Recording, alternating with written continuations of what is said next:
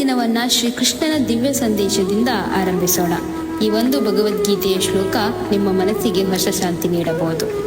ಪತ್ರಂ ಪುಷ್ಪಂ ಫಲಂ ತೋಯಂ ಯೋ ಮೇ ಭಕ್ತ್ಯಾ ಪ್ರಯಚ್ಛತಿ ತದಹಂ ಭಕ್ತಿಪರಃ ಪ್ರಯತಾತ್ಮನ. ಇದರರ್ಥ, ಭಗವಂತ ಶ್ರೀಕೃಷ್ಣನು ಹೇಳುತ್ತಾರೆ, ಯಾರು ನನಗೆ ಭಕ್ತಿಯಿಂದ ಒಂದು ಎಲೆ, ಒಂದು ಹೂವು, ಒಂದು ಹಣ್ಣು ಅಥವಾ ಸ್ವಲ್ಪ ನೀರನ್ನು ಅರ್ಪಿಸುತ್ತಾರೋ ಅವರ ಪ್ರೀತಿಯಿಂದ ಅರ್ಪಿಸಿದ ಕಾಣಿಕೆಯನ್ನು ನಾನು ಸಂತೋಷದಿಂದ ಸ್ವೀಕರಿಸುತ್ತೇನೆ. ಇಂದಿನ ನಿಜ ಜೀವನದಲ್ಲಿ ನಾವು ತುಂಬಾ ಬ್ಯುಸಿಯಾಗಿದ್ದೇವೆ. ದೊಡ್ಡ ಪೂಜೆ ಮಾಡಲು ಸಮಯ ಇಲ್ಲ ಎಂದೆನಿಸುತ್ತದೆ. ಆದರೆ ಶ್ರೀಕೃಷ್ಣನಿಗೆ ಬೇಕಾಗಿರುವುದು ದೊಡ್ಡ ಕಾಣಿಕೆ ಅಲ್ಲ, ನಮ್ಮ ನಿಜವಾದ ಭಕ್ತಿ ಮತ್ತು ಪ್ರೀತಿ. ಪ್ರತಿದಿನ ಲಡ್ಡು ಗೋಪಾಲನನ್ನು ಎಬ್ಬಿಸುವುದು, ಸ್ನಾನ ಮಾಡಿಸುವುದು, ಅಲಂಕರಿಸುವುದು, ಊಟ ಮಾಡಿಸುವುದು, ಮತ್ತೆ ಮಲಗಿಸುವುದು ಇವೆಲ್ಲ ಕೇವಲ ಆಚರಣೆಯಲ್ಲ, ಅದು ಪ್ರೀತಿಯ ಸೇವೆಯಾಗಿದೆ. ಭಗವಂತನಿಗೆ ನಿಮ್ಮ ಸಂಪತ್ತು ಬೇಡ, ನಿಮ್ಮ ಪ್ರೀತಿಯೇ ಸಾಕು. ಭಕ್ತಿಯಿಂದ ಮಾಡಿದ ಸಣ್ಣ ಸೇವೆಯು ಅವರಿಗೆ ಅತ್ಯಂತ ಪ್ರಿಯ. ಜೈ ಶ್ರೀ ಕೃಷ್ಣ. ರಾಧೇ ರಾಧೆ.